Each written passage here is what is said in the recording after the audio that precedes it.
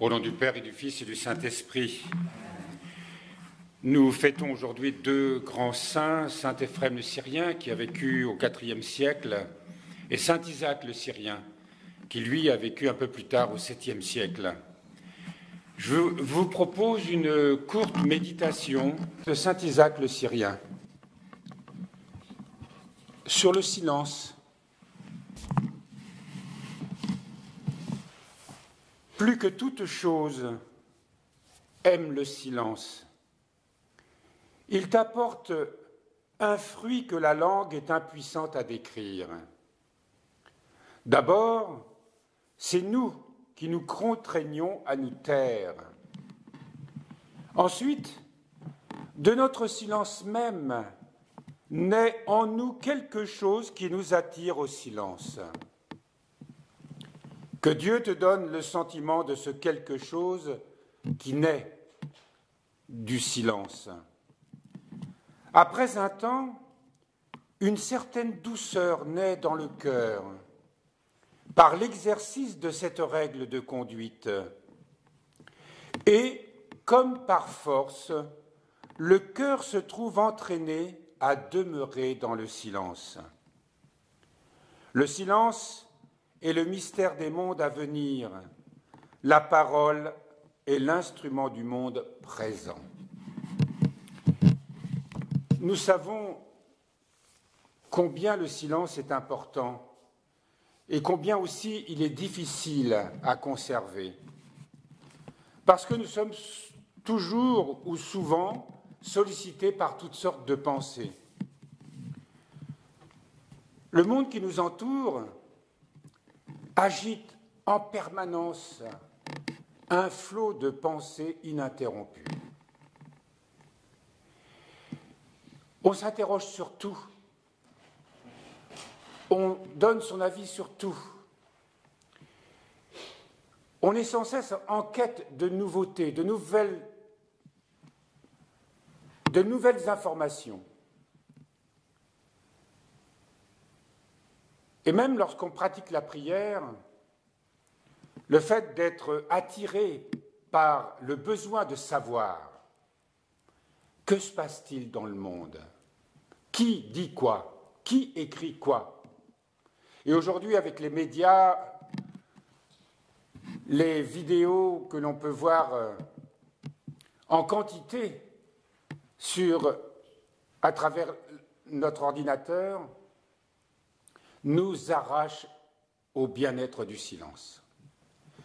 Et parce que nous sommes agités par toutes ces rumeurs du monde, il nous est très difficile d'entrer dans ce silence qu'évoque ce matin pour nous saint Isaac le Syrien. Plus que toute chose, aime le silence. Il t'apporte un fruit que la langue est impuissante à décrire. Donc, il nous donne ce conseil de nous contraindre au silence. Nous sommes toujours démangés par le besoin de dire, le besoin de penser que nous devrions faire telle ou telle chose.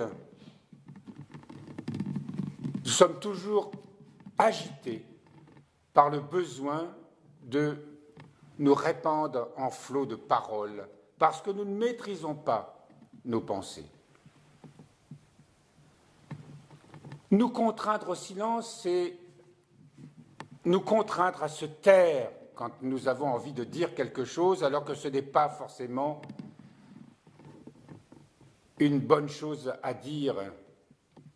Souvent, nous nous troublons nous-mêmes et nous troublons les autres.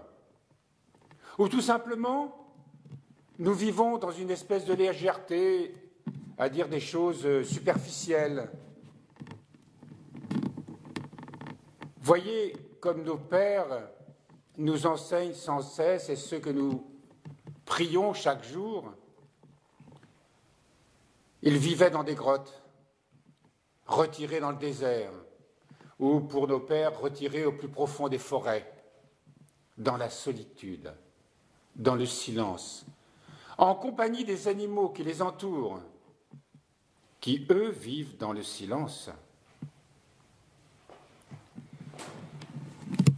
Saint Isaac nous dit ce matin, lorsque nous pratiquons le silence, grâce à la prière, bien sûr, mais nous savons aussi que nous ne pouvons prier correctement que si nous vivons dans une vraie sobriété à propos du boire et du manger. Ce n'est pas seulement avoir une sobriété dans nos pensées, mais cela commence par avoir une sobriété de vie. Ceux qui vivent dans le confort et dans l'abondance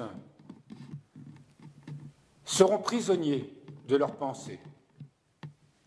Il ne faut, pour connaître ce bienheureux silence intérieur, vivre vraiment dans ce que nos pères appelaient l'ascèse. Donc, sobriété de vie, sobriété dans nos pensées, sobriété dans notre façon d'être tout au long du jour.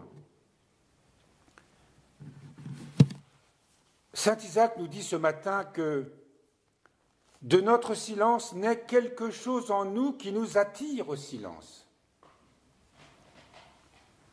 Parfois, nous sommes troublés parce que nous sentons bien que nos paroles, les paroles que nous avons dites, jettent un trouble en nous. Ou que, après coup, nous nous rendions compte que dans nos paroles et dans nos gestes, nous étions dans l'exagération ou tout simplement dans le faux. Et cela nous ramène à la nécessité de nous retourner vers Dieu, de demeurer en lui, parce que c'est lui qui instaure en nous un vrai silence. C'est l'Esprit Saint qui, en nous, instaure un vrai silence. Et plus nous demeurons dans le silence, plus nous aimons le silence. Et il nous est dit ici ce matin que, par l'exercice de cette règle de conduite, et comme par force, le cœur se trouve entraîné à demeurer dans le silence, et qu'il y a une certaine douceur qui naît dans le cœur. Une douceur qui naît dans le cœur. Si nous sommes irascibles, si nous avons toujours en train de faire des remarques aux autres, ou tout simplement dans notre tête, de réagir par rapport au comportement des autres, cela signifie que nous n'avons pas le vrai silence en nous. Et que tant que nous sommes agités, nous n'aurons pas cette douceur.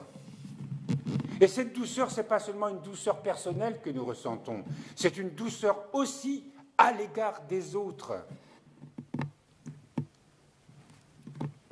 De cette douceur naît la charité. La charité, c'est cette bienveillance. C'est ce besoin de faire du bien à notre prochain. Ce n'est pas de se mêler de ses affaires, ça c'est l'agitation des pensées. Ce n'est pas de le juger dans son comportement, ça c'est l'agitation des pensées. Certes, nous pouvons voir que quelqu'un est dans l'erreur, dans le péché, mais cette douceur qu'apporte le silence et qui est le signe que nous sommes en communion avec le Seigneur, nous donne envie de nous donner pour notre frère et notre sœur qui a besoin de nous, qui a besoin de notre bienveillance, de notre douceur, au moment où justement il n'a pas besoin d'être condamné, mais d'être relevé, d'être béni, d'être assisté, et souvent beaucoup plus dans le silence de notre cœur que dans des paroles. Et saint Isaac termine ce matin cette courte leçon en nous disant « Le silence est le mystère des mondes à venir. La parole est l'instrument du monde présent. » Si nous voulons vivre déjà dans le monde à venir, qui est celui du royaume, qui est le monde que le Seigneur nous a donné, dans lequel nous sommes en tant que baptisés, membres de son corps, il règne dans le corps du Christ et dans le royaume de Dieu. Ce silence qui n'est pas vide, mais qui est plein de la puissance, de la lumière et de l'amour infini de Dieu.